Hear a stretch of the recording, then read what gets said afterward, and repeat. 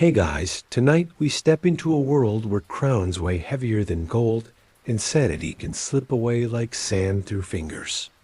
Imagine sitting on a throne with the whole kingdom depending on you, yet your mind twists in ways no advisor can fix. Madness in monarchs isn't just legend or gossip. It's a real terrifying thread woven through history. You probably won't survive the stories ahead without questioning how thin the line between power and chaos really is. So before you get comfortable, take a moment to like the video and subscribe, but only if you genuinely enjoy what I do here. And hey, drop your location and local time below. I love knowing who's joining this nighttime voyage. Now, dim the lights, maybe turn on a fan for that soft background hum, and let's ease into tonight's journey together. You trudge through the dusty corridors of history, where golden tapestries hang faded and frayed, whispering secrets of kings whose minds cracked beneath the weight of their crowns. The throne was a lonely place, but madness turned that loneliness into a prison. Take the idea of kingship itself. To rule was to embody strength, wisdom, and divine favor. But what happens when the king's mind fractures?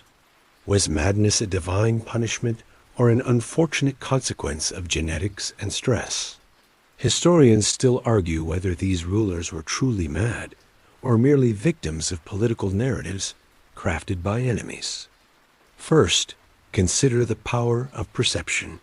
Some monarchs may have exhibited eccentric or cruel behaviors, court tales blown out of proportion or used as tools to undermine them. Yet others showed undeniable signs of mental illness, struggling with delusions, paranoia, or violent rages. Madness, in this context, wasn't just a personal tragedy. It was a matter of state.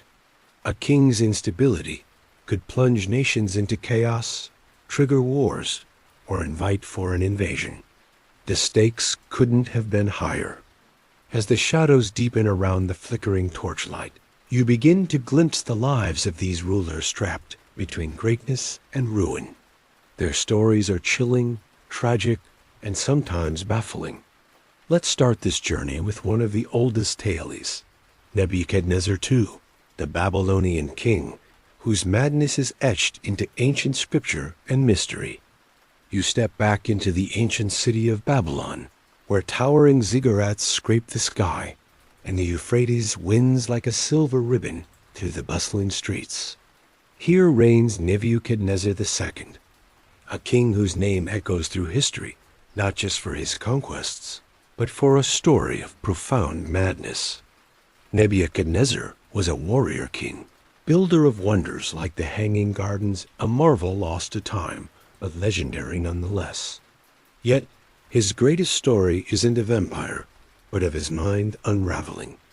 According to the Bible's book of Daniel, Nebuchadnezzar experienced a terrifying period of insanity, believed to last 7 years, during which he lived like a beast, eating grass and dwelling among the animals. Modern historians debate what truly happened. Was this a spiritual punishment, a mental illness like clinical lycanthropy, a rare condition where one believes they've transformed into an animal, or perhaps a severe case of psychosis triggered by stress or illness? The truth remains elusive, but the image is vivid. A king fallen from divine grace, wandering wild and forgotten. The tale also includes a peculiar fringe detail. Some ancient texts suggest that Nebuchadnezzar's madness was a form of ritual cleansing, a humbling before his restoration. His mind's descent served as a bridge between mortal frailty and divine forgiveness, a symbol woven into the fabric of Babylonian theology. Regardless, the episode deeply affected Babylonian society. A king's madness wasn't a private matter, but a national crisis.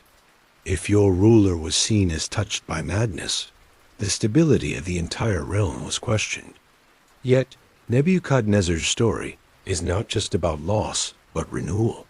After his madness, he reportedly regained his throne, praised the gods, and rebuilt his empire. It's a story of resilience wrapped in mystery, one that set a precedent for how later societies viewed royal insanity. And here's a curious aside. Some scholars suggest the tale influenced later European ideas about madness and kingship. The image of a king's temporary fall from reason, followed by restoration, echoed through medieval and Renaissance stories of rulers grappling with their own inner demons. Adding further layers, Babylonian astrology and medicine viewed mental disturbances as cosmic punishments or imbalances. Nebuchadnezzar's affliction might have been interpreted as the wrath of celestial gods, an idea that intertwined fate with the stars. The king's madness thus became a narrative of divine will, teaching humility and piety. Moreover, Nebuchadnezzar's mental collapse raised questions about the nature of kingship itself. As a ruler believed to be chosen by the gods, his madness was paradoxical, a sign that even the divine favored could falter. Did his madness shake the confidence of his subjects? Or did it reaffirm the power of gods to judge and restore? Interestingly, the king's story has been subject to varying interpretations across cultures and eras. Some see it as a literal account, others as allegory. The debates continue, highlighting the challenges in separating history from myth. You leave the ruins of Babylon behind, the weight of Nebuchadnezzar's story settling into your thoughts, a powerful tale of power, vulnerability, and the thin line between sanity and madness. The echoes of ancient Babylon fade as you now find yourself transported to the royal courts of medieval France, where King Charles VI, known as Charles the Mad, sits uneasily on his throne. The air around him is thick with intrigue, fear, and whispers of a monarch slipping further from reason. Charles VI ascended to the French throne as a young man during a turbulent period marked by the 100 Years' War. Early in his reign, he displayed flashes of brilliance and kindness. But as the years unfolded, his mind became a battlefield of its own, plagued by terrifying episodes where he would forget his identity or lash out violently, even at his own family. On one occasion, he reputedly attacked his own knights, believing them to be enemies. Historians still debate the nature of his illness. Was it schizophrenia, bipolar disorder, or some form of psychosis? What is clear is that his madness destabilized the kingdom, leaving power in the hands of competing nobles and sparking civil strife. His bouts of lucidity were fleeting, and the crown increasingly became a symbol of chaos. Beyond the political implications, Charles's condition inspired both fear and superstition among his subjects. Some believed his madness was divine punishment. Others saw it as a curse or possession. Fringe tales tell of the king wandering the palace grounds naked during his episodes, babbling incoherently, a tragic spectacle that undermined the royal mystique. Interestingly, Charles VI's court was a center of both culture and madness. Artists, poets, and chroniclers documented his life, sometimes with compassion, sometimes with cruel satire. The king's madness was woven into the very fabric of French literature and folklore, becoming a cautionary tale of the perils of power unchecked by reason. Among the curious tidbits, Charles VI reportedly believed he was made of glass, terrified that he might shatter at any moment. This peculiar delusion influenced his behavior and how courtiers interacted with him, tiptoeing around a fragile king whose mind was fracturing. His reign also gave rise to debates on governance, how to rule when the monarch was incapacitated. Regency councils and power struggles ensued, setting precedents that influenced the French monarchy for centuries. In an unexpected twist, Charles's madness indirectly shaped French culture to the famous Bal d'Ardens, or Ball of the Burning Men, a masquerade ball hosted by the king. The event tragically ended in a fire that claimed several lives, fueling rumors about the king's instability and ill fate. Furthermore, his mental decline had a profound impact on international politics. The English crown used Charles's incapacity as justification for claims to the French throne, intensifying the Hundred Years' War's violence and complexity. The king's madness wasn't confined to personal tragedy. It rippled through centuries of European history. Beyond the court, Charles's condition affected everyday life. His fits of madness could last days or weeks, during which governance ground to a halt. Nobles vied for control, alliances shifted like sand, and the common people lived in uncertainty, wondering who truly ruled. And then there's the curious case of Charles's dream diaries. Some surviving accounts hint that the king recorded or shared his vivid and often disturbing dreams, which scholars speculate might have offered glimpses into his deteriorating mental state. These diaries influenced medieval understandings of royal mental health, bridging the personal with the political. You leave the shadowed halls of Charles's palace behind, the image of a king torn between brilliance and madness lingering, a reminder that even the grandest throne can become a prison for a troubled mind. The chill of northern winds sweeps over the rugged landscapes of 16th century Russia as you approach the throne of Ivan IV, better known to history as Ivan the Terrible. His reign is one of the most notorious in royal history, not only for his ruthless policies, but for his descent into paranoia and violent madness that left a scar on the Russian psyche. Ivan ascended the throne at a young age and was crowned the first Tsar of Russia, a title carrying immense power and divine authority. Early in his rule, he was a reformer, modernizing the army and government. But his later years were overshadowed by a spiraling mental instability that manifested as extreme paranoia, sudden fits of rage, and brutal purges of the nobility. One infamous episode encapsulates Ivan's volatile nature. In a fit of fury, he struck his own son with a scepter, accidentally killing him. This tragic act haunted him until his death and symbolized the tragic intersection of power and madness. Historians debate whether Ivan suffered from bipolar disorder, syphilis, or the psychological trauma of a tumultuous childhood and reign. Ivan's paranoia led to the creation of the Okrutnina secret police, force notorious for terrorizing the nobility and consolidating the Tsar's absolute control. This reign of terror destabilized Russia, sowing fear and resentment. The Oprichniki's black cloaks and dog-headed staffs became symbols of Ivan's madness incarnate. Yet Ivan was also a patron of the arts and architecture, commissioning the colorful St. Basil's Cathedral, a masterpiece of Russian culture.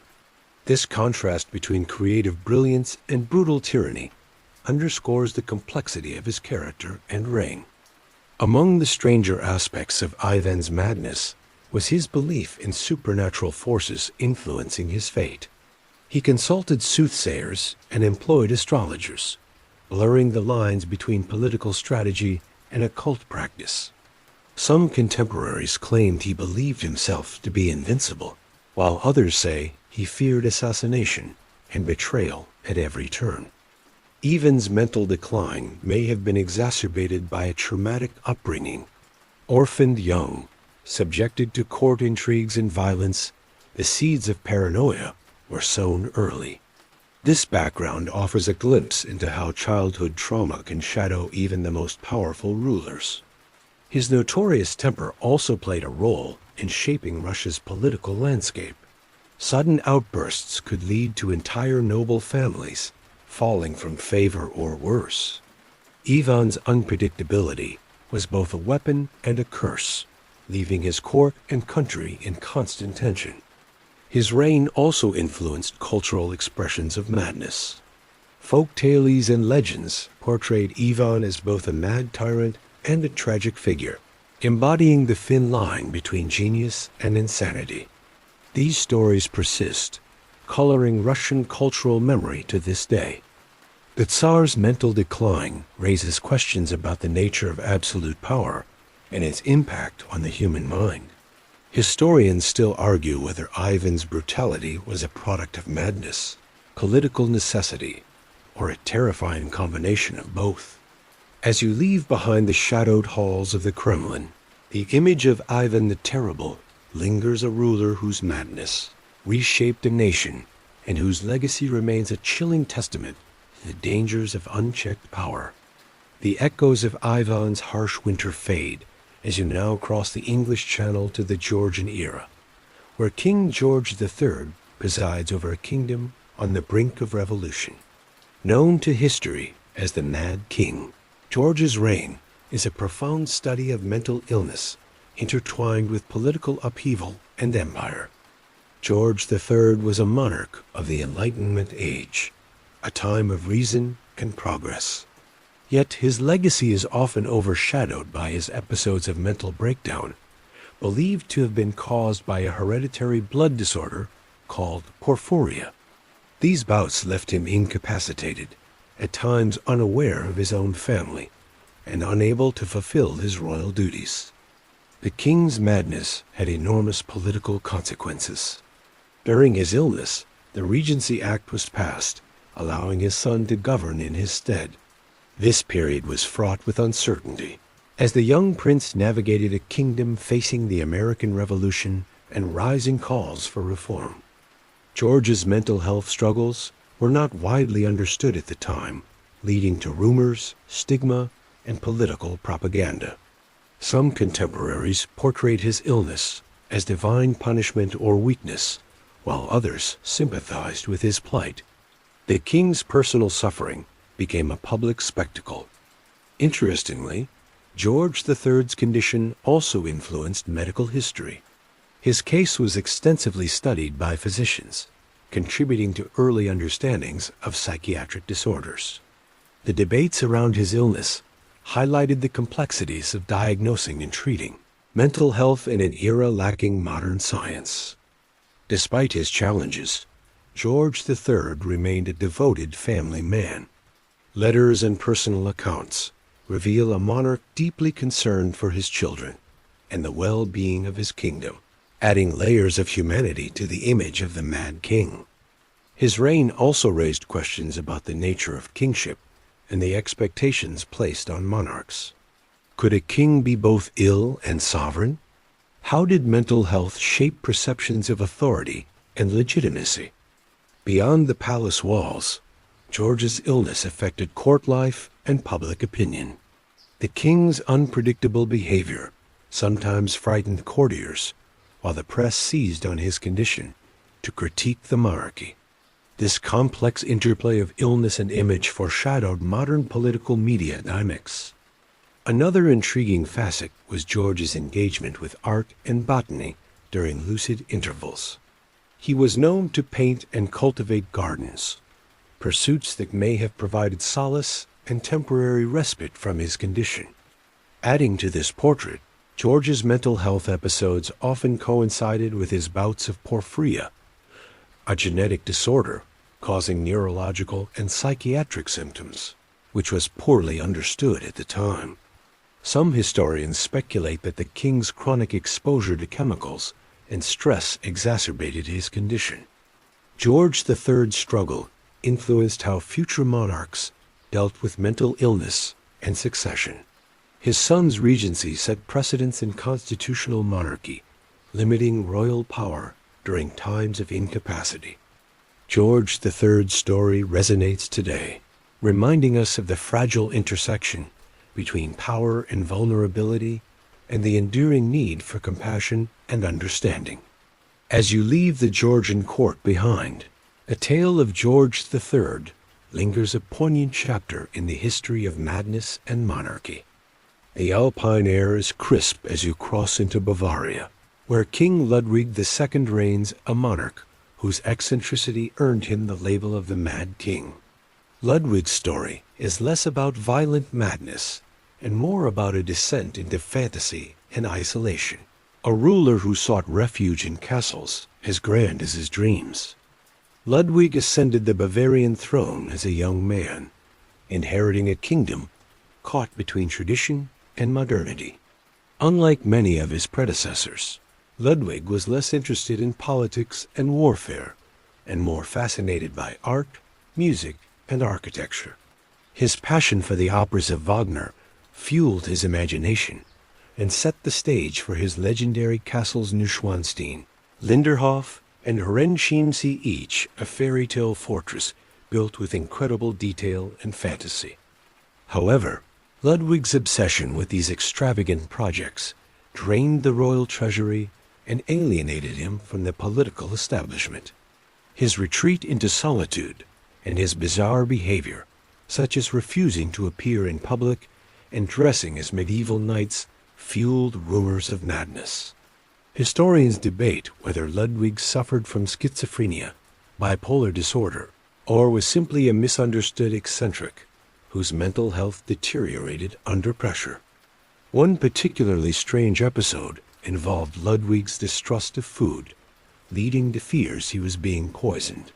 His servants had to prove their loyalty constantly, and he installed elaborate security measures in his castles. These paranoia-fueled behaviors painted a picture of a king lost in a world of fantasy and suspicion.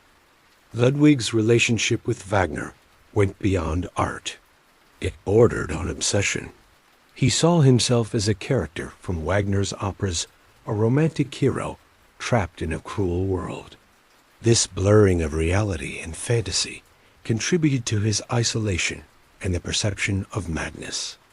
Despite his reclusive tendencies, Ludwig was deeply compassionate toward his subjects, funding social programs and refusing to engage in oppressive politics. Yet, his mental decline culminated in his mysterious deposition on grounds of insanity, without a formal medical examination, and his death shortly afterward under suspicious circumstances in Lake Starnberg.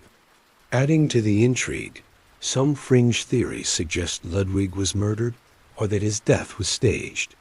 Officially, it was ruled a suicide or accidental drowning, but the lack of clarity fuels speculation to this day. Ludwig's castles themselves are masterpieces of romantic architecture, embodying his dreamlike vision. Neuschwanstein, for example, inspired Walt Disney's Sleeping Beauty castle, linking the Mad King's fantasy world to popular culture centuries later. Another curious facet of Ludwig's reign was his fascination with technology. He installed advanced hydraulic systems and early electric lighting in his castles, merging medieval fantasy with modern innovation. A king ahead of his time, trapped by his own imagination. Ludwig II's legacy lives on, not only in his spectacular castles, but as a symbol of the tragic. Artist king, a man whose mind and heart soared beyond the constraints of his time. As you gaze upon the silhouette of Neuschwanstein against the fading sun, Ludwig's dreamlike reign reminds you that madness can wear the mask of genius, and beauty and tragedy often walk hand in hand.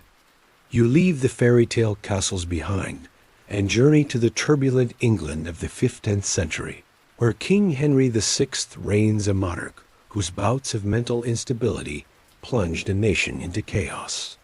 Henry's story is a stark contrast to Ludwig's romantic madness, embodying fragility and the devastating consequences of a ruler's mind in crisis. Henry VI inherited the throne as a child during the 100 Years' War, burdened with immense responsibilities before he was ready. His gentle nature and deep religious devotion endeared him to some, but his reign was marred by frequent mental breakdowns. During these episodes, he became catatonic or lost touch with reality, sometimes requiring caretakers to govern in his place. His illness left England vulnerable to factional strife, igniting the Wars of the Roses between the houses of Lancaster and York. The king's incapacity weakened royal authority, allowing powerful nobles to vie for control, often with brutal consequences. Henry's periods of lucidity were brief and overshadowed by his mental fragility. Historians debate the exact nature of Henry's condition. Some suggest schizophrenia or severe depression, while others argue the trauma of his turbulent childhood and political pressures contributed to his decline. The treatments of the time were rudimentary, at best bloodletting, herbal remedies, and spiritual interventions. In one remarkable episode, Henry disappeared from public view for months, wandering aimlessly in the palace gardens or muttering prayers. Courtiers feared for the kingdom's stability, and his queen, Margaret of Anjou, took an active role in politics, further fueling tensions. Henry's kindness and piety did not protect him from the brutal realities of medieval politics. His mental illness was weaponized by enemies, portrayed as weakness or divine judgment. Yet, despite his struggles, he remained a symbol of legitimacy for Lancastrian supporters.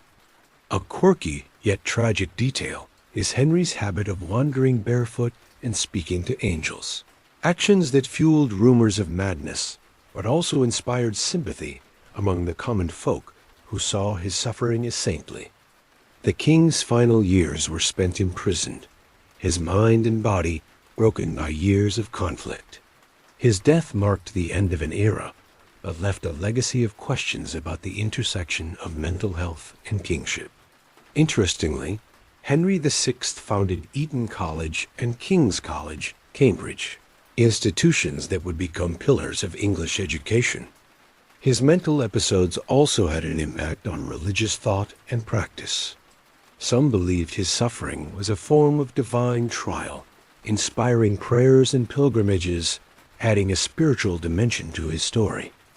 Additionally, Henry's court was rife with superstition, with astrologers and mystics influencing decisions, reflecting a society grasping for meaning amid chaos. Moreover, some contemporary chroniclers noted that Henry VI showed remarkable artistic talents, particularly in poetry and music, suggesting that his mind, while troubled, held depths of creativity often overlooked by history. Henry VI's life reveals how mental illness could be both a personal tragedy and a catalyst for historical upheaval, weaving a human thread through the tapestry of medieval power struggles. As you leave behind the crumbling walls of the Tower of London, the story of Henry VI lingers, a poignant reminder of the human cost of royal madness and the fragile nature of power. You find yourself transported back nearly 2 millennia to the turbulent heart of ancient Rome, where the infamous Emperor Caligula rules with a volatile mix of charisma and cruelty. The word madness seems almost too mild to describe his reign. A tempest of bizarre behavior and ruthless excess that left the empire reeling. Caligula ascended to power with high hopes, beloved initially for his youth and popularity. But soon the mask slipped. Tales emerged of his erratic decrees, declaring himself a living god, ordering troops to collect seashells as spoils of war, and engaging in lavish, sometimes grotesque parties. His cruelty was legendary, executing senators on whim and indulging in public displays of madness. Historians debate whether Caligula's behavior was the result of epilepsy, mercury poisoning, or sheer psychopathy. His reign lasted just 4 years, ending with his assassination by members of the Praetorian Guard, signaling the deep unease his madness sowed. Among the fringe tidbits, some ancient sources claim Caligula appointed his favorite horse, Incitatus, as consul, a symbolic act mocking Rome's political elite or a sign of profound delusion. While debated, this story has become emblematic of his bizarre rule and the erosion of imperial dignity. Caligula's excesses extended to the architectural, commissioning extravagant constructions that strained Rome's resources. He built floating palaces and lavish temples, some of which scandalized Roman citizens who saw their taxes fueling his extravagance. Another curious episode involved Caligula's reported declaration of war against the sea itself, ordering soldiers to collect seashells as spoils of the conquered ocean. This act has been interpreted variously, as madness, satire, or a political statement. His unpredictability bred fear, and the court became a place of danger and intrigue. Senators and generals navigated a volatile landscape, wary of provoking the emperor's wrath. Some speculate that the chaotic environment contributed to Caligula's assassination, a violent end to a brief and brutal reign. Some scholars suggest that a severe illness early in Caligula's reign, possibly encephalitis or epilepsy, triggered his dramatic personality change. Symptoms like seizures or psychosis could explain his erratic behavior and violent outbursts. Caligula also indulged in acts that blurred lines between humor and cruelty, once reportedly ordering a bridge to be built between his palace and a temple so he could visit the goddess Diana nightly, illustrating his delusions of grandeur and divine identity. In cultural terms, Caligula's reign marked a shift toward decadence and excess that foreshadowed the decline of imperial Rome. His lavish banquets, public spectacles, and personal extravagance drained resources and eroded the respect of the Senate and people alike. Scholars still argue whether ancient accounts exaggerated Caligula's madness for political purposes or accurately reflected a disturbed emperor. The line between myth and history blurs in his tale, complicated by hostile sources eager to tarnish his legacy. As you leave the shadow of the Roman palace behind, the legend of Caligula remains a haunting reminder of how absolute power can unhinge even the mightiest, and how history often balances between truth and legend.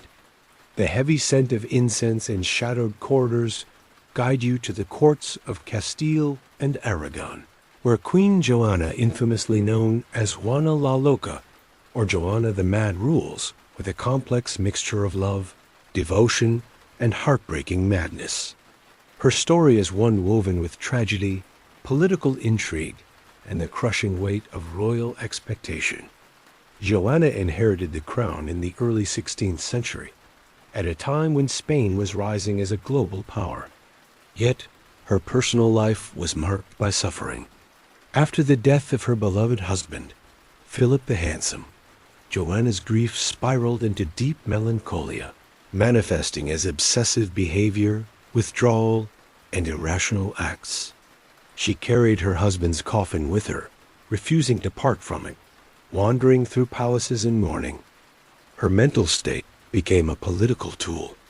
Her father, Ferdinand II, and later her son, Charles V, used her supposed madness to sideline her from power, effectively imprisoning her for decades.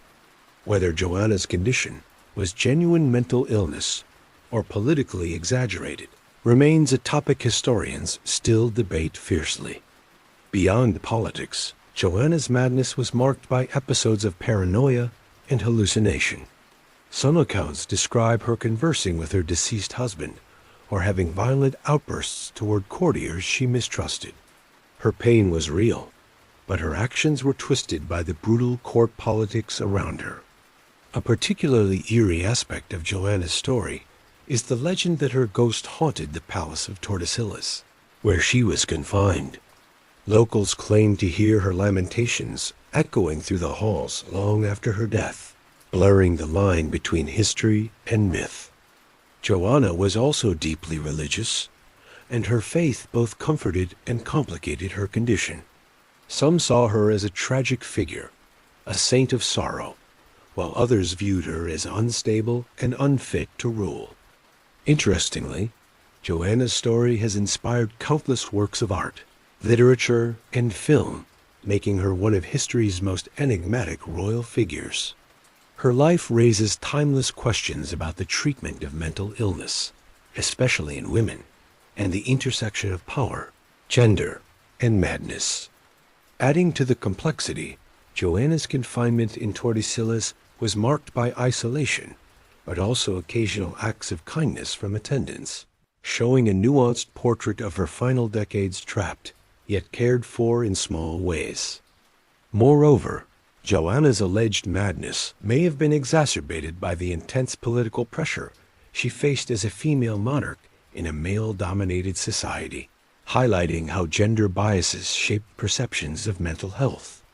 Her relationship with her children, particularly Charles V, was fraught with tension, as they balanced filial duty with political expediency, further complicating her personal tragedy. Some scholars suggest Joanna's melancholy could have been influenced by undiagnosed conditions, such as bipolar disorder or schizophrenia, but the lack of contemporary medical records leaves much to speculation. Additionally, the way Joanna's story was recorded and transmitted by her political adversaries adds layers of bias and distortion, making it difficult to separate fact from propaganda. As you leave the silent halls where Joanna once wandered, her story lingers, a haunting testament to the personal cost of crown and crown's shadow. You now journey to the ancient Seleucid Empire, where King Antiochus IV Epiphanes commands a realm fraught with conflict and religious tension. Known for his erratic rule and dramatic attempts at cultural imposition, Antiochus stands as an example of a ruler whose madness or perceived madness shaped history in profound ways. Antiochus IV ruled in the 2nd century BCE, a time when the Hellenistic world was a melting pot of cultures, religions, and political ambitions. His reign is remembered both for military campaigns and for provoking a fierce backlash with his policies toward the Jewish population in Judea. He outlawed traditional Jewish practices, leading to the Maccabean Revolt, a seminal event in Jewish history. Some historians suggest Antiochus suffered from mental instability, noting his unpredictable decisions and violent outbursts. Others argue that his actions were calculated moves driven by political strategy rather than madness. The debate continues over whether Antiochus was a ruthless tyrant or a man whose mind cracked under pressure. A striking fringe detail involves Antiochus's self-identification as a living god, Epiphanes, meaning God manifest. His insistence on divine status alienated many and fed narratives of hubris and insanity. This assertion of godhood was rare and risky, often interpreted as delusion. Antiochus also suffered a severe illness later in life, which some ancient sources describe as madness or possession. His physical and mental decline further destabilized his rule, contributing to unrest and his eventual downfall. His reign's religious persecutions had lasting effects, including the rededication of the Jewish temple celebrated in Hanukkah, festival born from resistance to his oppressive policies. Adding to the intrigue, Antiochus's use of Hellenistic culture to impose uniformity over diverse peoples reveals a tension between empire building and cultural identity, with his madness or perceived madness casting a shadow over these efforts. Antiochus also introduced monetary reforms and ambitious architectural projects, which some contemporaries viewed as signs of grandeur or delusion, reflecting his complex personality. The king's erratic policies, including sudden military campaigns and harsh religious edicts, destabilized the empire internally, inviting external threats and rebellion. There's also a curious story of Antiochus attempting to transform himself through magical rituals, seeking immortality or divine favor. While details are sparse and debated, such tales highlight the mystical dimensions surrounding his reign. Some sources describe Antiochus's growing paranoia, suspecting even close advisors of treachery. This distrust led to purges and political instability, hallmarks of his troubled leadership. An often overlooked aspect of Antiochus's reign was his relationship with the arts and philosophy. Despite his harsh policies, he patronized scholars and commissioned works celebrating Hellenistic culture, adding layers to his complex legacy. Historians still argue whether Antiochus's mental state was genuinely impaired or a convenient label used by opponents to justify rebellion and vilification. As you leave the lands once ruled by Antiochus, His story stands as a cautionary tale of power, identity, and the fine line between visionary and mad tyrant. You now enter the shadowy courts of 14th century France and Navarre, where King Charles II, known as Charles the Bad, rules with cunning and cruelty. His reign is marked not just by political maneuvering, but by a reputation for madness, both real and politically constructed. Charles II's life was a whirlwind of alliances, betrayals, and bloodshed during the Hundred Years' War. Nicknamed the Bad for his ruthless tactics and alleged treachery, he was a master manipulator, frequently switching sides between the English and French crowns to serve his own interests. But beneath the political games, Charles displayed signs of mental instability. Chroniclers report episodes of violent rage and erratic decisions that alienated allies and enemies alike. His unpredictability sowed distrust and fear in the already volatile landscape of medieval Europe. Historians debate whether his madness was genuine mental illness or a smear, campaigned by political opponents eager to justify rebellion against him. Some suggest that Charles suffered from a form of paranoia, fearing conspiracies and betrayals at every turn. A quirky anecdote involves his fondness for disguises and secretive midnight visits, fueling rumors of eccentric or unhinged behavior. Some accounts describe him wandering his castles alone at night, plotting or perhaps wrestling with inner demons. Charles's reign was also marked by brutal suppression of dissent, including summary executions and torture, reinforcing his image as a tyrant whose cruelty bordered on madness. Interestingly, his alliances through marriage linked him to some of Europe's most powerful dynasties, showing his strategic mind despite the chaos around him. The king's complex personality and tumultuous reign invite debates about the intersection of mental health, power, and reputation. Was Charles a victim of circumstance, or a genuinely unstable ruler whose madness shaped history? Adding to this portrait, Charles II was also known for his lavish and often extravagant lifestyle, which strained his kingdom's finances and further alienated his subjects and nobles alike. His reputation for madness was also linked to bouts of intense paranoia that led him to suspect even his closest allies of treachery, resulting in numerous imprisonments and executions within his court. Furthermore, some contemporaries attributed his violent temper and unpredictable decisions to possible neurological disorders, although concrete evidence remains elusive.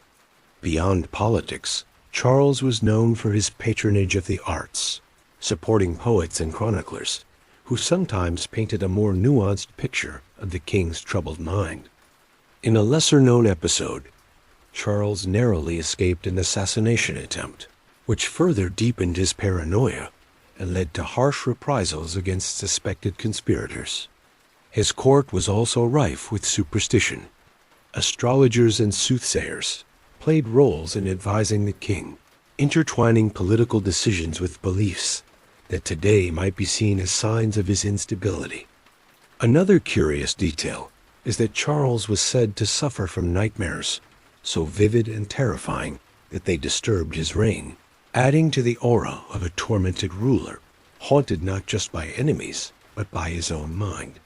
Charles's mental state and its political ramifications highlight how the perception of madness could be weaponized in medieval power struggles, a theme that recurs throughout royal history. As you leave the echoing halls of Navarre, Charles the Bad's story lingers a dark chapter of ambition, madness, and survival in a fractured world. You now cross into the rugged terrain of medieval Spain, where King Alfonso VI of Leon and Castile commands his kingdom amid warfare, intrigue, and a reputation tinged with madness. His reign is a fascinating mixture of military triumphs and troubling personal struggles, a monarch whose mental state invites both sympathy and speculation. Alfonso VI ruled during the late 11th and early 12th centuries, a time of reconquista the Christian campaigns to reclaim Iberian territories from Muslim rule. His military acumen led to significant victories, including the capture of Toledo in 1085, a symbolic and strategic triumph that reshaped the region's political landscape. Yet Alfonso's life was marked by episodes suggesting mental instability. Some chronicles describe him as prone to fits of anger and despair, moments where his judgment faltered or his mood plunged into darkness. These episodes affected not only his court, but also his family dynamics and alliances. Historians debate the nature of Alfonso's condition. Some suggest bipolar disorder or depression, while others argue that the immense pressures of war and governance in a fragmented realm contributed to his mental strain. The distinction between illness and the stress of kingship remains blurred. Beyond the battlefield, Alfonso's personal life was turbulent. His multiple marriages and the complex succession disputes that followed his death reveal a man grappling with both political and familial chaos. A curious detail involves Alfonso's patronage of religious institutions, including the founding of monasteries and the promotion of pilgrimage routes, which may have been efforts to seek spiritual solace amid his struggles. The king's mental health also influenced his court's culture, with poets and chroniclers reflecting on his temper and melancholy in their works, blending history with literary expression. Interestingly, Alfonso's reign coincided with the rise of the troubadour tradition, adding a rich cultural layer to his time and offering glimpses into the emotional life of the era's elite. Alfonso was known to have bouts of deep melancholy, during which he would isolate himself for days, refusing counsel or company, a behavior that worried his advisors and destabilized court decisions. Moreover, Alfonso's policies occasionally reflected impulsivity, such as sudden punitive expeditions or abrupt alliances, suggesting a ruler whose moods influenced the course of history. In addition, Alfonso's relationship with his daughters, particularly Urraca, who later became queen, was fraught with tension, highlighting the personal struggles that shadowed his reign. Less widely known is Alfonso's fascination with astrology and prophecy. He reportedly consulted astrologers before battles and political decisions, intertwining medieval superstition with governance. Some contemporaneous chronicles mention episodes where Alfonso was believed to speak in riddles or prophetic phrases during his melancholic states, adding to his enigmatic image. The king's struggles also sparked early debates on the responsibilities of a monarch when mental capacity falters, a question that would resonate through centuries of royal history. Historians still argue whether Alfonso's mental challenges overshadowed his achievements or humanized a formidable leader caught in an unforgiving age. As you leave the rugged hills of Leon and Castile behind, Alfonso VI's story remains a testament to the fragile balance between power, war, and the mind. You now travel to 18th century Denmark, where King Christian VII rules a monarch whose mental instability is both tragic and influential. His reign is a compelling blend of personal torment and the political intrigue that shaped an entire nation. Christian VII ascended the throne as a young man, but his mental health deteriorated rapidly. He suffered from episodes of psychosis, paranoia, and delusions that made his rule erratic and difficult to manage. Contemporary accounts describe bizarre behaviors, uncontrolled laughter, fits of rage, and moments of profound confusion. Historians debate the cause of Christian's illness. Some suggest schizophrenia or bipolar disorder. Others point to syphilis or the harsh pressures of royal life. The king's erratic behavior forced the court to place power in the hands of others, notably his physician, Johann Friedrich Struensee. Struensee, a progressive thinker, became de facto ruler during Christian's incapacitation, implementing wide-reaching reforms that modernized Denmark but also stirred controversy. The dynamic between the king's madness and Struensee's influence illustrates how mental illness could reshape governance. Christian's marriage to Queen Caroline Matilda was fraught with tension, scandal, and tragedy. Their relationship suffered under the weight of his illness and court intrigues, including Caroline Matilda's affair with Struensee. A quirky yet poignant detail is Christian's fascination with music and theater, which provided moments of joy and distraction amid his turmoil. His patronage of the arts left a cultural imprint despite his personal struggles. Christian's reign raises enduring questions about the nature of leadership when the monarch is mentally unwell and the role of advisors in wielding power. Some historians argue that the stigma surrounding mental illness at the time compounded Christian's isolation, limiting understanding and compassionate care. The king's story also reflects broader Enlightenment tensions between tradition and reform, reason and irrationality, played out on the stage of royal power. Christian's court was rife with political factions, each exploiting his condition for their gain, leading to intrigue, betrayals, and eventual downfall of his trusted advisors. The king's personal struggles influenced Denmark's cultural life, inspiring contemporary artists and writers to explore themes of madness, power, and vulnerability. An intriguing episode involved Christian's alleged delusions of grandeur, where he believed himself a philosopher king, destined to lead not just Denmark, but all Europe into a new age. Christian was also known to have an unusual relationship with his courtiers, often alternating between charming charisma and sudden suspicion, creating an atmosphere of unpredictability within the palace walls. Furthermore, there are accounts of Christian engaging in eccentric behavior, such as wearing clothes backward or speaking in riddles during moments of mental disturbance. Another lesser-known aspect is Christian's enduring fascination with science and philosophy.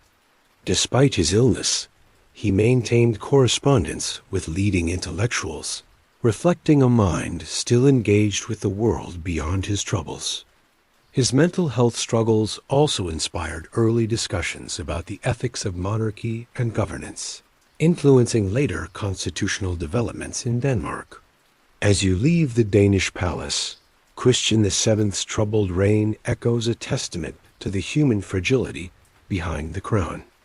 You now move into the twilight of the medieval period, to the volatile courts of England, where King Richard II's troubled reign and eventual downfall cast a long shadow over history. Known for his erratic behavior and dramatic temperament, Richard's story is one of royal hubris, madness, and the shifting tides of power. Ascending the throne as a child, Richard faced enormous challenges. His early years saw political struggles and military setbacks, yet he showed flashes of brilliance and artistic flair. However, as he matured, his rule became increasingly autocratic and unstable. Contemporaries described Richard as prone to sudden outbursts of anger, paranoia, and despair. His insistence on divine right and absolute authority clashed with the growing power of the nobility, leading to conflict and rebellion.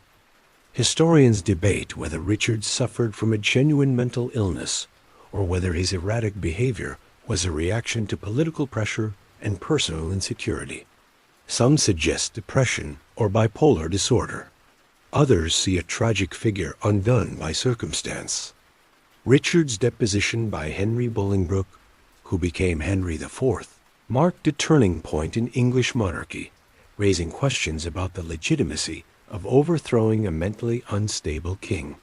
A curious anecdote involves Richard's fascination with elaborate pageantry and symbolism, using art and ceremony to assert his authority amidst growing opposition.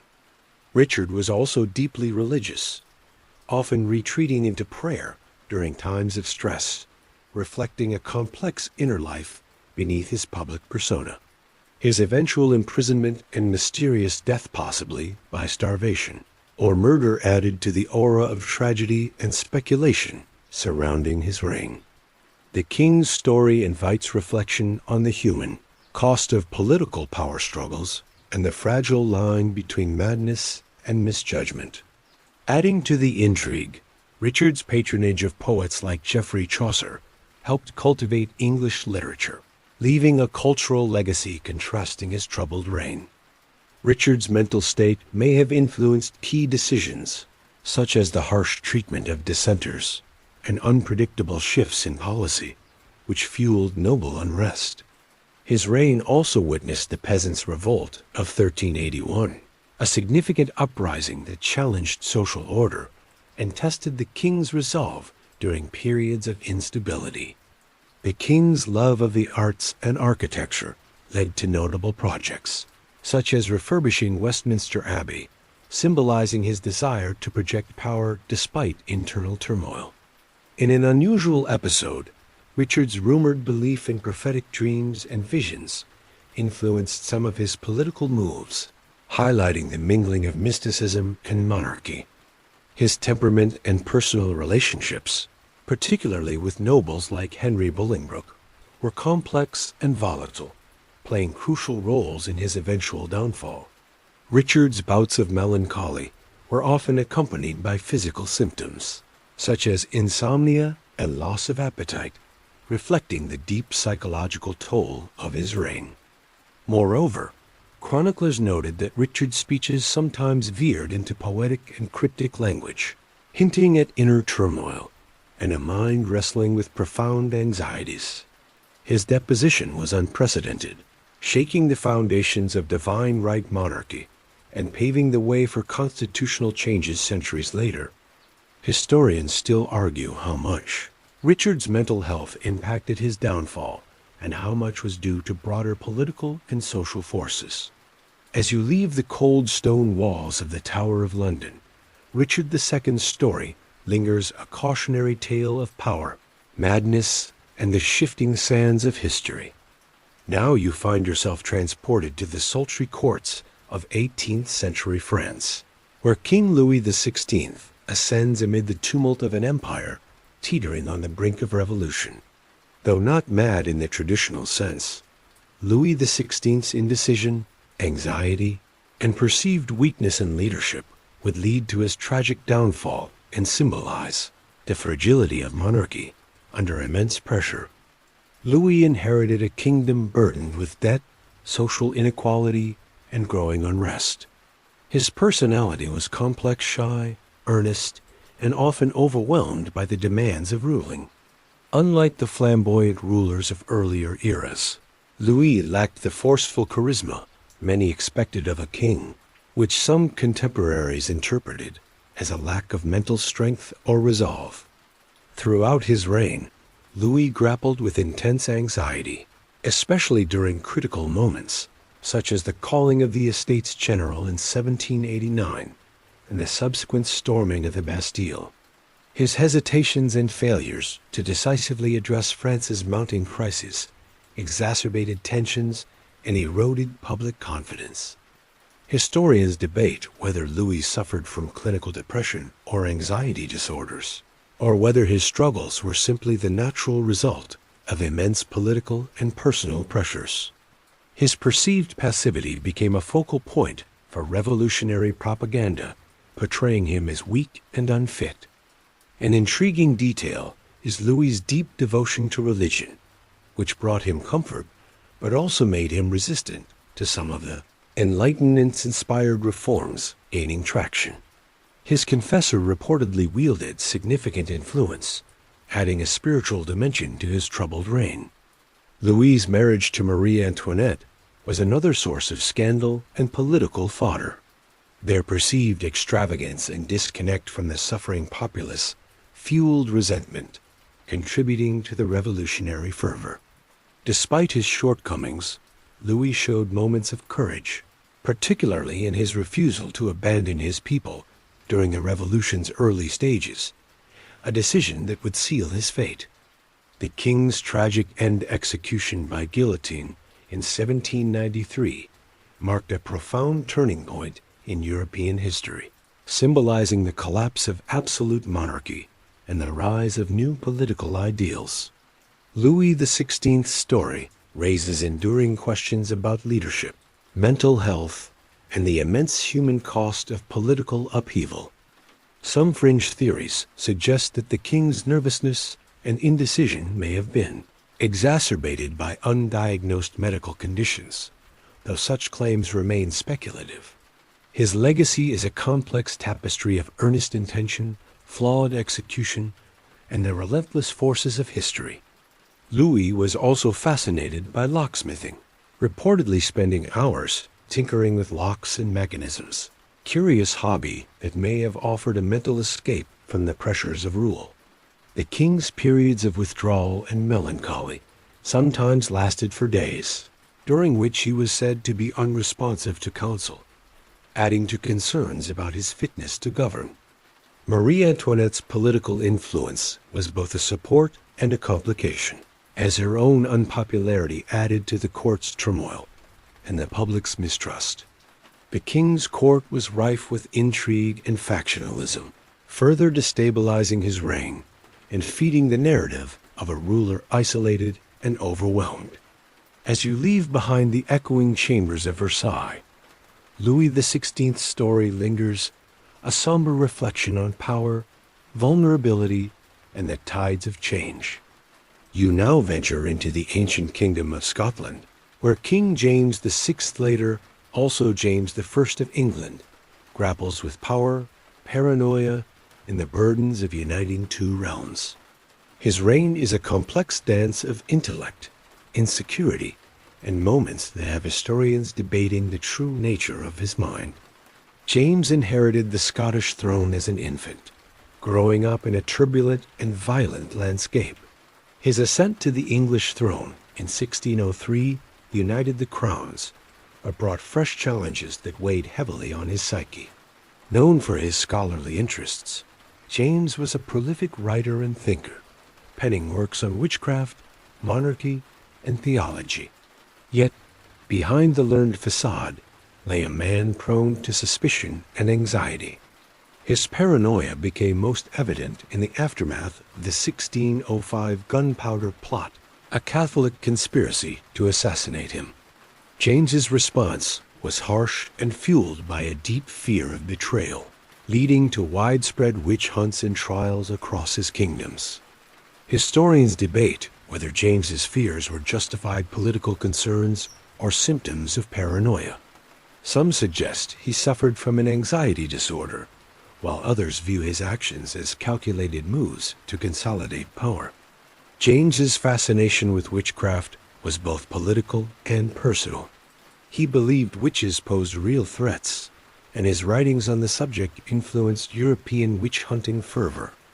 A quirky detail reveals that James personally attended some witch trials, even interrogating accused witches himself, blending royal authority with personal conviction. His mental state also influenced his relationships with courtiers, oscillating between trust and suspicion, rewarding loyalty, but ruthlessly punishing perceived disloyalty. Despite his paranoia, James's reign saw efforts to unify his kingdoms culturally and politically, including commissioning the King James Bible, a monumental religious and literary achievement. The king's complex personality and mental struggles illustrate the challenges of ruling multiple nations with diverse beliefs and political landscapes. Adding depth, some scholars argue James's intellectual pursuits were both an escape from and a response to his inner anxieties, highlighting the interplay between genius and instability. James was known to suffer from episodes of intense insomnia, reportedly pacing the palace halls for hours, a torment that exacerbated his restless mind. His often erratic correspondence with ministers reflected his shifting moods, ranging from affectionate to accusatory, underscoring the fragility beneath his royal demeanor. Moreover, James's obsession with the divine right of kings fueled a rigid worldview that sometimes alienated both parliamentarians and common folk, deepening political tensions. His fascination with the occult extended beyond witchcraft to astrology and alchemy, subjects he consulted in attempts to control his uncertain world. James was also known for his volatile temper, which could flare unexpectedly during council meetings, unsettling his advisors and courtiers. An often overlooked aspect of his reign was his patronage of the arts and theater, supporting playwrights such as Shakespeare, which helped shape England's cultural golden age. There were also reports that James kept detailed records of his dreams and visions, interpreting them as divine messages influencing his decisions. Historians still debate how much James's mental health influenced the course of his reign versus the broader political forces at play. As you leave the grand halls of Holyrood and Whitehall, James's tale lingers, a reminder that even the most learned rulers carry private battles within. Your path now leads you to the tumultuous court of Russia, where even the fourth better known as Ivan the Terrible rules with an iron fist and a mind shadowed by darkness. His reign is infamous for brutality, paranoia, and violent fits that have painted him as one of history's quintessential mad kings. Ivan IV ascended the throne as a child, crowned the first Tsar of all Russia. His early years were marred by political chaos and personal tragedy, including the brutal death of his father and neglect by regents, which some historians argue sowed the seeds of his later instability. Throughout his reign in the 16th century, Ivan was both a visionary reformer and a ruthless autocrat. He expanded Russian territory, reformed government institutions, and centralized power. Yet his reign was also marked by terrifying cruelty mass executions, the Oprichnina secret police, and the infamous massacre of Novgorod. Ivan's bouts of rage and paranoia were well documented. He is said to have killed his own son in a fit of fury, a tragic act that symbolized the destructive potential of his madness. Historians debate whether Ivan suffered from bipolar disorder, epilepsy, or post-traumatic stress from his turbulent youth. His violent behavior, however, remains undisputed, contributing to a reign that oscillated between progress and terror. A quirky yet grim detail is Ivan's obsession with omens and prophecies, consulting astrologers and monks in attempts to foresee or alter his fate. Ivan's mental state influenced not only his governance, but also his personal relationships, which were fraught with mistrust and brutality. Despite his cruelty, Ivan's reign laid foundations for the Russian state, with reforms that strengthened central authority and expanded its influence. The Oprichnina, Ivan's feared secret police, was as much a product of his paranoia as a tool of control, enforcing loyalty through terror. Ivan's complex legacy invites reflection on the intersection of trauma, power, and madness, and the ways personal demons can shape history. Some fringe theories speculate that Ivan's violent outbursts were triggered or exacerbated by physical ailments, including possible neurological disorders.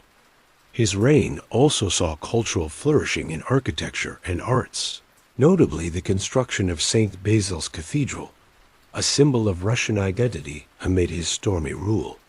Ivan was known to have a volatile temper that could flare suddenly during council meetings, sometimes leaving his advisors fearful and uncertain. Accounts from his court describe episodes where Ivan would retreat into long periods of silence or prayer, reflecting an inner struggle beneath his harsh exterior. Additionally, Ivan's use of symbolic displays, such as public punishments and lavish ceremonies, served both to awe and terrify his subjects, showcasing a ruler obsessed with control.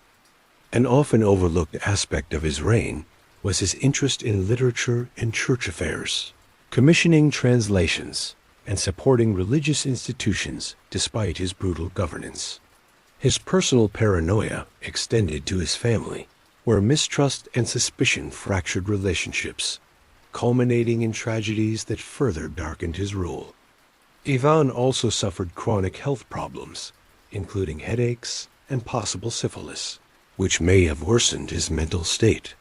He was rumored to have kept a journal documenting his moods and reflections, a rare glimpse into the mind of this tortured ruler. Ivan's legacy remains a paradox of fear and respect, madness and reform, tyranny and state-building. As you leave the frost-bitten courts of Moscow behind, even the Terrible's legacy haunts the landscape, a stark testament to madness and might intertwined. Your journey now takes you to the opulent courts of France during the reign of King Charles VI, often called Charles the Mad.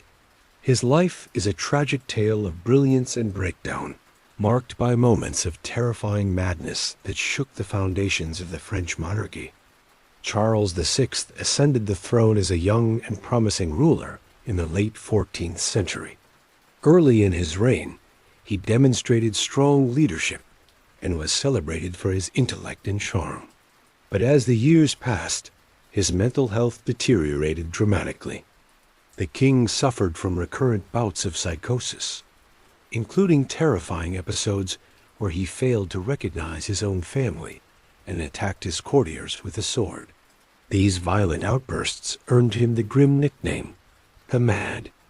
Historians debate the nature of Charles's illness, with suggestions ranging from schizophrenia to bipolar disorder.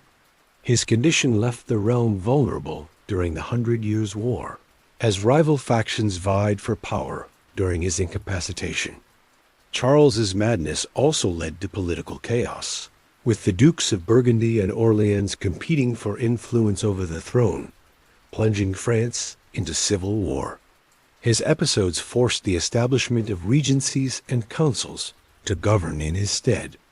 A peculiar detail is Charles's belief in his own invulnerability during fits, once proclaiming he could not be harmed, which made his behavior unpredictable and dangerous.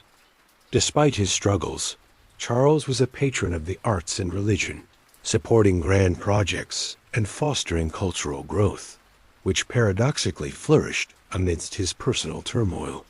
His story is a haunting reminder of the human cost of power and the fragility of mental health in a world unprepared to understand it. Some fringe accounts describe his mind as a battleground between reason and madness, with dreams and visions that both terrified and inspired. Charles's legacy influenced French politics and culture for decades, shaping the nation's trajectory long after his death.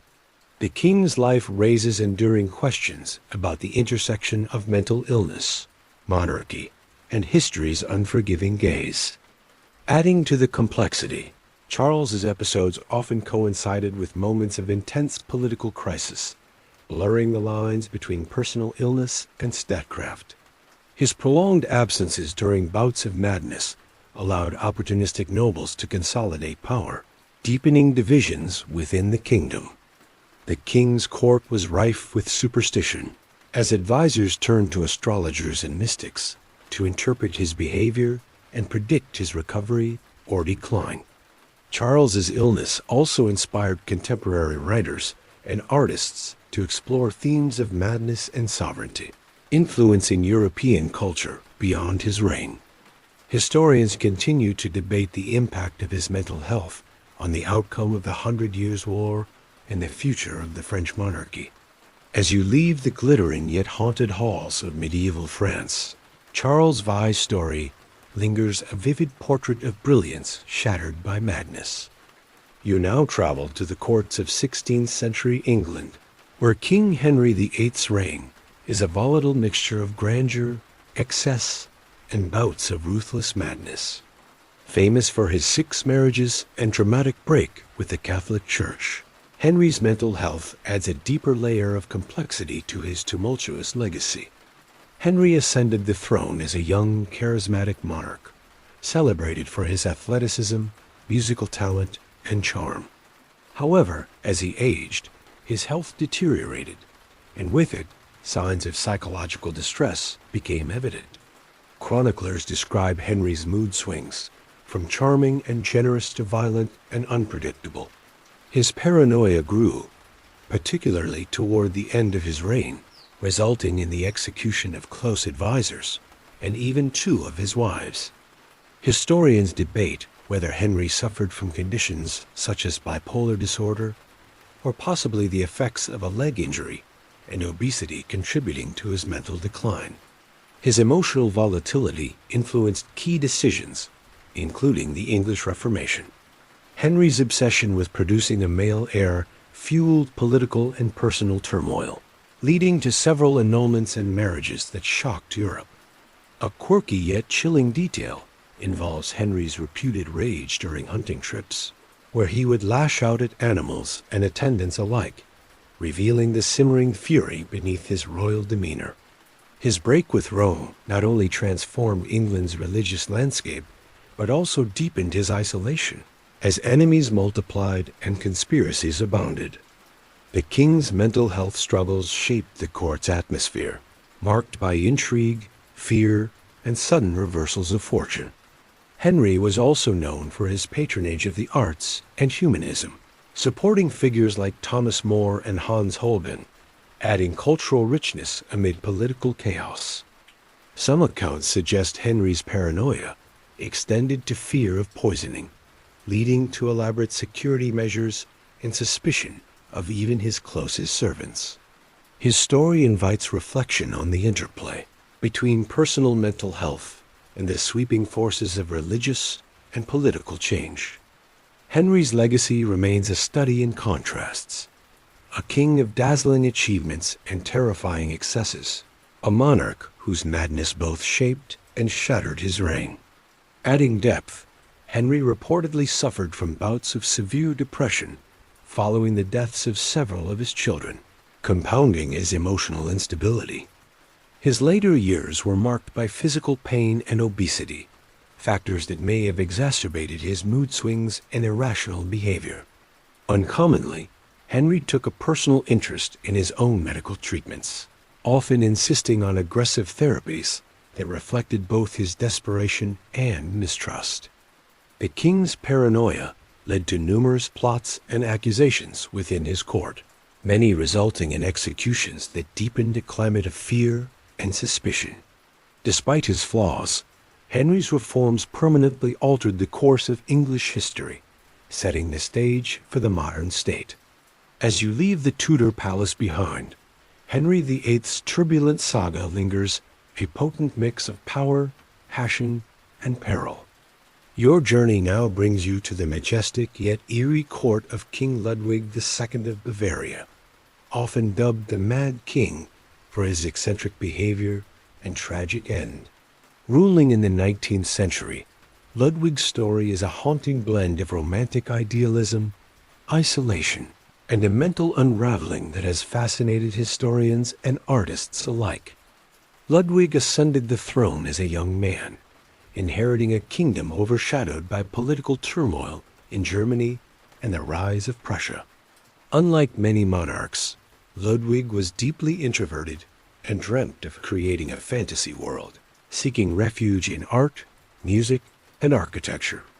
His obsession with fairy tales and Wagnerian operas led him to commission fantastical castles like Neuschwanstein, which now stand as iconic symbols of whimsy and madness. These projects drained the royal treasury and baffled his ministers. Reports from the era describe Ludwig as socially withdrawn, prone to mood swings, and increasingly disconnected from political reality. His court saw little influence as he retreated into his creative world. Historians debate the nature of Ludwig's mental illness.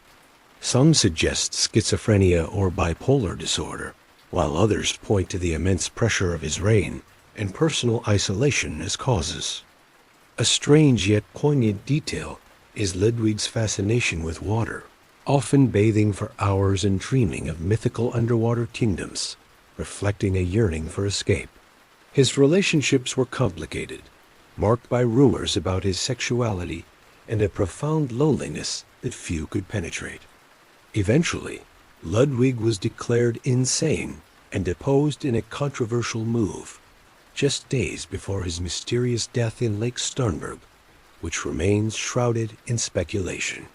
Ludwig's life and death continue to inspire fascination and debate about the line between genius and madness, freedom and confinement. His legacy is paradoxical. A ruler who reshaped Bavarian culture and architecture, but was ultimately consumed by his own mind. His patronage of the arts, especially his support for Wagner, left an indelible mark on German culture and music. Some fringe theories speculate Ludwig's death was an assassination disguised as suicide, adding intrigue to his tragic tale.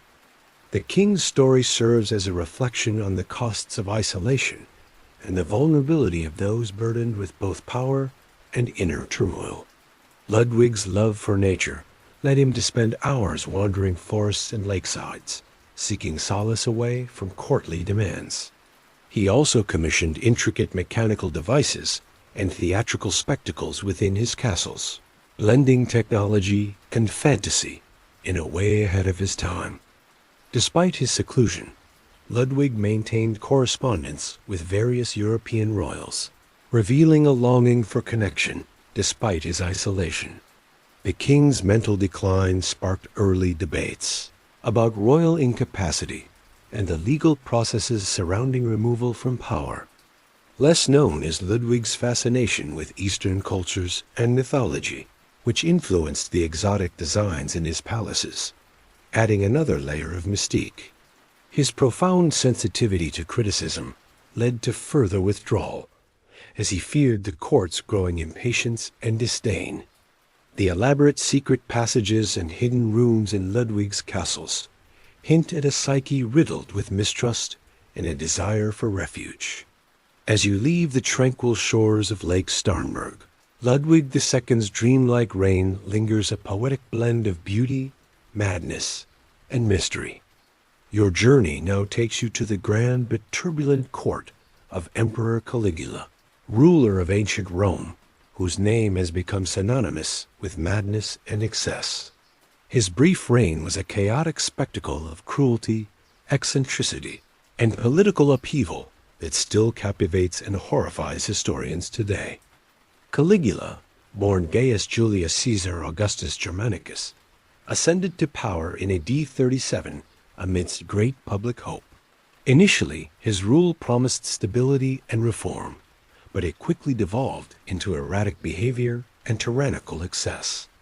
Contemporary accounts describe Caligula engaging in bizarre acts, from declaring himself a living god to appointing his horse as a priest or consul, though some historians debate the accuracy or exaggeration of such tales. His reign was marked by extravagant spending, ruthless purges of perceived enemies, and acts of extreme cruelty, including arbitrary executions and public humiliations. Scholars continue to debate whether Caligula suffered from a severe mental illness, such as psychosis or encephalitis, or whether his actions were driven by political strategy, paranoia, or even poisoning. A quirky but chilling detail involves his reported habit of forcing senators to fight as gladiators for his amusement, blurring lines between ruler and tyrant. Caligula's unpredictable temper and cruelty created an atmosphere of fear and instability in Rome, undermining the authority of the Principate and destabilizing governance. Despite his madness, Caligula invested in infrastructure, such as aqueducts and temples, indicating moments of effective leadership amid chaos. His assassination in AD 41 by members of the Praetorian Guard marked a violent end to his reign and sparked debates about the limits of imperial power and sanity. The emperor's life and reign pose enduring questions about the nature of absolute power, the vulnerabilities of the human mind, and the destructive potential when both collide. Some fringe theories suggest Caligula's madness was exaggerated by political enemies seeking to tarnish his legacy, highlighting the role of propaganda in history. Caligula's story continues to inspire countless works of literature, film, and scholarship, embodying the archetype of the mad ruler. Adding to the intrigue, Some ancient sources recount Caligula's fascination with the occult and his belief in supernatural powers, deepening the mystique around his persona. His reign also saw bizarre public spectacles, such as declaring war on the sea and ordering soldiers to collect seashells as spoils, blending absurdity with authority. The emperor's relationships with his family and advisors were fraught with distrust and betrayal, reflective of his volatile psyche. Caligula was also known for sudden, unpredictable generosity, showering favors on some one day and condemning them the next, confusing allies and enemies alike. Historical records mention instances where Caligula claimed to have conversations with gods, blurring the line between religious fervor and delusion. Furthermore, Caligula reportedly suffered a severe illness early in his reign that some speculate triggered his descent into madness. Ancient sources also tell of Caligula's fascination with theatrical performances, often joining actors on stage, confusing the roles of ruler and performer. His penchant for lavish banquets and peculiar culinary tastes added to the legend of his eccentricity and extravagance. Despite the chaos, some contemporaries noted moments of kindness and humor, revealing a more complex figure beneath the tyrant's mask. As you leave the ruins of ancient Rome behind, Caligula's turbulent reign echoes, a stark reminder of madness entwined with power. Your journey now takes you to the ancient kingdom of Babylon, where King Nebuchadnezzar II's reign blurs the line between power and madness in a story both grand and deeply personal. Revered as a mighty conqueror and builder, yet infamous for episodes of mental unraveling, Nebuchadnezzar's tale is etched into the annals of history and biblical legend. Ruling in the 6th century BCE, Nebuchadnezzar expanded the Babylonian Empire to its zenith, conquering Jerusalem and initiating a period of great architectural and cultural achievement. The Hanging Gardens, one of the 7 wonders of the ancient world, are often attributed to his reign, showcasing his passion for grandeur and legacy. Yet, biblical texts, notably the Book of Daniel, describe Nebuchadnezzar as suffering from a mysterious illness that caused him to lose his mind, living like an animal for 7 years. This story has fascinated scholars and theologians alike. Historians debate whether this account reflects an actual mental illness, such as clinical lycanthropy or severe psychosis, or whether it serves as an allegory illustrating divine punishment and redemption.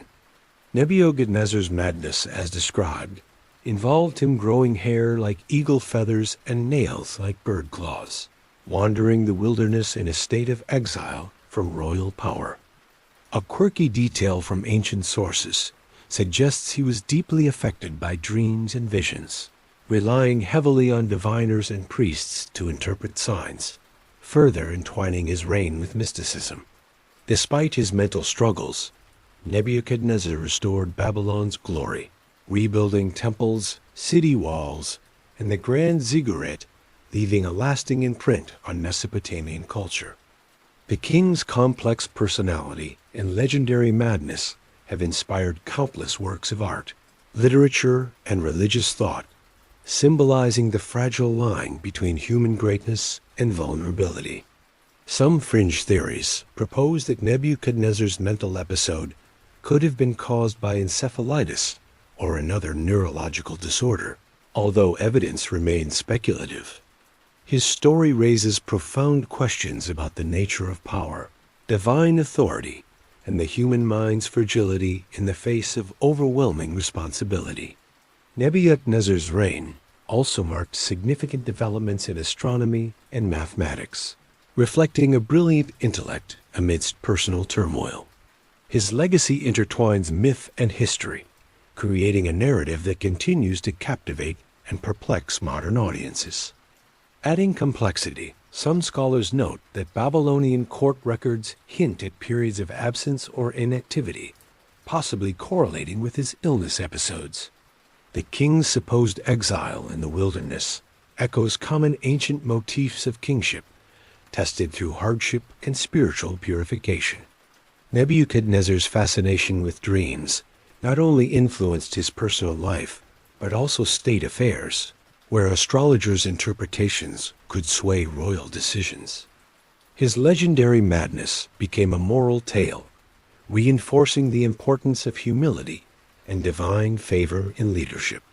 Interestingly, Babylonian inscriptions show Nebuchadnezzar's efforts to legitimize his reign through divine favor, highlighting the connection between mental episodes and religious authority. Ancient artifacts suggest that the king commissioned protective amulets and rituals aimed at safeguarding his mind, blending superstition with early mental health practices. Nebuchadnezzar's life story also intertwines with the biblical exile of the Jews, adding layers of cultural and religious significance to his reign. As you leave the ancient walls of Babylon, Nebuchadnezzar's story lingers a timeless tale of power, madness, and redemption. Your journey now brings you to the intricate courts of 17th century France, where King Louis XIV, known as the Sun King, reigns with absolute power. Yet beneath his radiant image lies a man burdened by paranoia and psychological turmoil. His long reign transformed France, but his mind grappled with demons that shaped his rule in subtle, often dark ways. Louis XIV ascended the throne as a child amidst the aftermath of the Fronde, a series of civil wars that left him wary and distrustful of the nobility. This early trauma planted seeds of paranoia that influenced his governance for decades. His personality blended grandiosity and insecurity. Known for his flamboyant displays of power and control, Louis also suffered from bouts of anxiety and obsessive behaviors, particularly regarding his health and security. Historians debate the extent to which Louis's paranoia was pathological or a calculated aspect of his political strategy. His suspicion of courtiers led to constant surveillance, elaborate court rituals, and a culture of competition and fear at Versailles. Louis's reign saw the centralization of state power and the creation of a lavish court that projected authority while masking underlying tensions. A curious detail is Louis's obsession with maintaining a perfect public image, extending to his personal appearance and meticulously choreographed daily routines. His mental health also influenced his decisions in war and diplomacy, sometimes leading to costly conflicts and strained alliances. Despite these challenges, Louis's patronage of the arts and architecture fostered a cultural golden age, leaving an enduring legacy.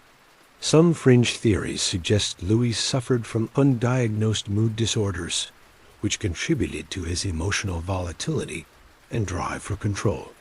His relationship with his mother and key advisors shaped his approach to power, blending reverence and mistrust. Louis's personal struggles coexisted with immense political success, illustrating the complex interplay between mental health and leadership. The king's meticulous control over Versailles created a microcosm of power dynamics, where appearances masked fears and insecurities. Louis's story invites reflection on how personal psychological battles can influence the course of nations. Adding to the intrigue, Louis's fear of assassination led to elaborate security measures, including secret passages and guarded chambers. His belief in divine right reinforced his self-image, intensifying pressures that may have exacerbated his mental strain. Historians still debate how Louis's psychological state influenced France's trajectory in the 17th and 18th centuries. Less well known is Louis's lifelong battle with gout, which caused intense pain and may have worsened his irritability and depression in later years. He was also reported to have compulsive behaviors, including repeated rituals and an obsession with cleanliness, which affected his daily life and interactions. Louis's emotional dependence on a select few confidants created a court environment rife with jealousy and rivalry. The Sun King's legacy remains a dazzling yet complex blend of absolute power and human vulnerability. As you leave the gilded halls of Versailles, Louis XIV's luminous yet shadowed reign lingers, a testament to brilliance intertwined with human frailty. Your path now takes you to the windswept moors of Scotland, where King Macbeth reigns a ruler forever immortalized by Shakespeare, yet shrouded in mystery and debate. Macbeth's story is one of ambition, supernatural influence, and the psychological unraveling that haunts the corridors of power. Macbeth rose to prominence in the 11th century, a valiant warrior whose loyalty to King Duncan earned him the title Thane of Cawdor. But fate and prophecy beckoned him toward a darker path. The famous encounter with the three witches foretells his ascent to kingship, setting in motion a chain of events clouded by murder, guilt, and paranoia. Historians debate Macbeth's true character and mental state. Was he a ruthless tyrant or a tragic figure overwhelmed by destiny and inner turmoil? Accounts suggest Macbeth experienced profound psychological distress after seizing the throne, marked by sleepless nights, hallucinations, and paranoia. A curious detail is Macbeth's reported visit to druids and seers, seeking reassurance amid his growing fears blending political ambition with mystical desperation. His reign, though brief, was marked by military conflict and attempts to solidify power, all under the shadow of his crumbling sanity. The king's psychological descent echoes through history and literature, a cautionary tale of unchecked ambition and its costs. Macbeth's story raises questions about fate, free will, and the mind's vulnerability to guilt and power. Some scholars suggest that the supernatural elements of his tale reflect medieval attempts to explain mental illness and political upheaval. His legacy, complicated by dramatic portrayals, continues to inspire debate about the realities behind legend. Macbeth's reign invites reflection on the human psyche caught in the storm of destiny and choice. His story also touches on themes of political legitimacy and the consequences of violent power struggles. Historians still argue over the historical Macbeth's deeds versus Shakespeare's artistic license. Macbeth's paranoia reportedly led him to order the murder of his close ally Banquo and the family of Macduff, actions that deepened his isolation and fear. Contemporary chronicles describe Macbeth suffering from vivid nightmares and visions, which some interpret as manifestations of his guilt and deteriorating mind. There are accounts that Macbeth often wandered the castle corridors alone at night, muttering to himself, a shadow of the confident warrior he once was. The king's use of prophecy to justify his actions reflects the power of belief in destiny during medieval times, as well as a psychological need for control amid chaos. Despite his tyranny, Macbeth's short reign was relatively stable compared to the violent upheavals that followed, showing a ruler struggling to maintain order even as his mind faltered. The blend of historical record and literary myth makes Macbeth's story a complex study of power, madness, and the stories we tell to make sense of both. A less discussed aspect of Macbeth's reign is his engagement with the Gaelic culture and traditions, which influenced his worldview and decisions. Macbeth's possible struggles with post-traumatic stress after years of warfare could explain some of his erratic behavior and paranoia. His reign also saw attempts to strengthen the Scottish monarchy's legitimacy through strategic marriages and alliances. The psychological impact of guilt from his violent actions likely weighed heavily on Macbeth, contributing to his mental decline. As you leave the misty hills of Scotland, Macbeth's haunted tale lingers, a timeless story of power, madness, and fate. You arrive now at the shadowed throne of King George III of Great Britain, a monarch whose prolonged struggle with mental illness shaped a critical era in history.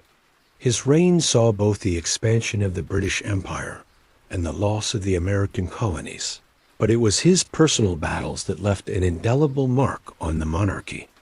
You arrive now at the shadowed throne of King George III of Great Britain, a monarch whose prolonged struggle with mental illness shaped a critical era in history. His reign saw both the expansion of the British Empire and the loss of the American colonies. But it was his personal battles that left an indelible mark on the monarchy. Historians largely agree that George suffered from what is now believed to be porphyria, a genetic disorder affecting the nervous system. Although some debate exists over this diagnosis, with alternative theories proposing bipolar disorder. His periods of illness were so severe that they incapacitated him for months, forcing the establishment of regencies and causing political uncertainty. A curious yet poignant detail is George's intense attachment to his family, especially his wife Queen Charlotte and their many children, who supported him through his ordeals. His illness was sometimes exploited politically, fueling tensions and conspiracies among factions vying for influence during his incapacitation. Despite his struggles, George III was a patron of the arts and sciences, supporting figures like Captain Cook and institutions like the Royal Academy. His mental health challenges humanized the monarchy in the eyes of the public, fostering sympathy even as political crises unfolded. Some fringe theories suggest his condition worsened due to exposure to arsenic in medicines of the era, a tragic consequence of 18th century medical practices. George's plight inspired debates about the capacity of rulers and the nature of constitutional monarchy, influencing reforms that shaped modern British governance. His story is a profound testament to the intersection of health, power, and the burdens of leadership.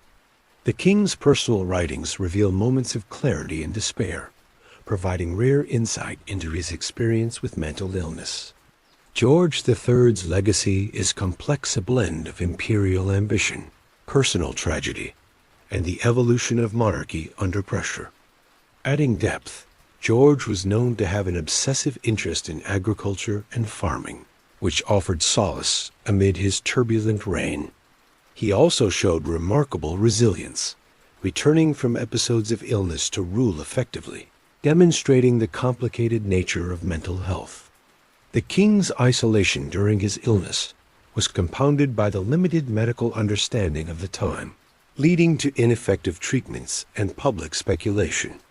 His relationship with Parliament evolved dramatically due to his health, paving the way for the modern constitutional monarchy we recognize today. George III's life story challenges us to consider the humanity beneath the royal facade, the fragile mind bearing the weight of a nation. Less known is George's fondness for natural history and collecting rare plants, which provided a quiet retreat from court pressures. He was also an avid writer of letters and journals, many of which reflect his fluctuating mental state and hopes for his kingdom. Medical records suggest that George underwent multiple treatments, including bleeding and purging, which likely worsened his condition. His mental decline coincided with the American Revolution, adding a personal dimension to the political upheaval engulfing his reign. As you leave the stately halls of Buckingham Palace behind, George's story lingers, a poignant reminder of the human behind the crown. As our journey through these tangled tales of kings and their shadows draws to a close, let yourself sink deeper into the quiet comfort of your space. Imagine the distant echoes of grand halls now silent, the heavy velvet curtains drawn, and the flicker of candlelight softening to a gentle glow. Each story, with its triumphs and turmoil, reminds us that behind the crowns and thrones were simply humans, complex, fragile, and searching for peace. Breathe in slowly, releasing the weight of the day. Feel the calmness settle over you like a warm blanket, soothing your mind as it gently lets go of worry and unrest. The past whispers its lessons softly, and in their hush you find rest. May your dreams be gentle and kind, carrying you to places of serenity and light, far from the stormy courts and restless minds we explored. Rest well, knowing that tomorrow brings new hope, fresh beginnings, and a peaceful heart. Good night, sleep tight, and may your sleep be deep and healing.